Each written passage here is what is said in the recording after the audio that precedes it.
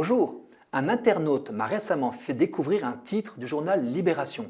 Selon une étude scientifique, les études scientifiques ne sont pas fiables. En somme, le serpent des études se mordait la queue. Le chapeau de l'article enfonçait le clou. Des chercheurs américains ont reproduit une centaine d'études pour les vérifier. Résultat, moins de la moitié des contre-études sont arrivées aux mêmes conclusions que les recherches originales. Gare au double piège. D'abord celui de la paresse, qui pousse à ne lire que les titres et chapeaux et pas le contenu. Ensuite celui de la titraille. Son but est d'attirer l'œil par une formule choc, sans toujours être fidèle au contenu. Ce n'est d'ailleurs pas souvent l'auteur d'un article qui rédige son titre et son chapeau. Or, le contenu de l'article de Libération précise que l'étude en question ne cible que les études traitant de psychologie. Il s'agit d'un projet sur la reproductibilité qui a mobilisé des centaines de chercheurs. Ils ont tenté de reproduire les conditions des recherches en psychologie qu'ils voulaient évaluer et ne sont parvenus au même résultat que les auteurs initiaux, que dans 40% des cas.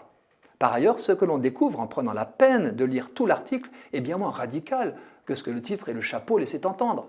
Attention, prévient même l'auteur de l'étude sur les études, le projet sur la reproductibilité ne conclut pas pour autant que les études concernées sont erronées, simplement que certains résultats sont exagérés. Très peu d'études ont d'ailleurs été contredites, leurs résultats étaient simplement plus faibles, moins fiables par exemple parce que les échantillons étaient trop petits. Et il cite le rédacteur en chef de la revue Science, qui a publié l'étude en question.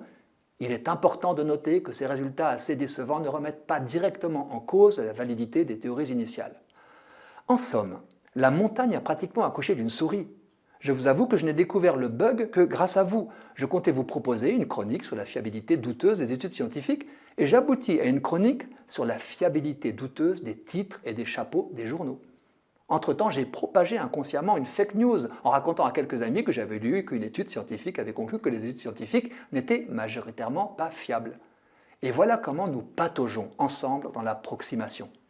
Car le titre de Libération, qui date de 2015, fait des petits, un peu partout jusqu'à aujourd'hui. Sur le site Quora, qui se donne comme mission de partager et d'enrichir le savoir du monde, on le retrouve sous forme d'enseignement.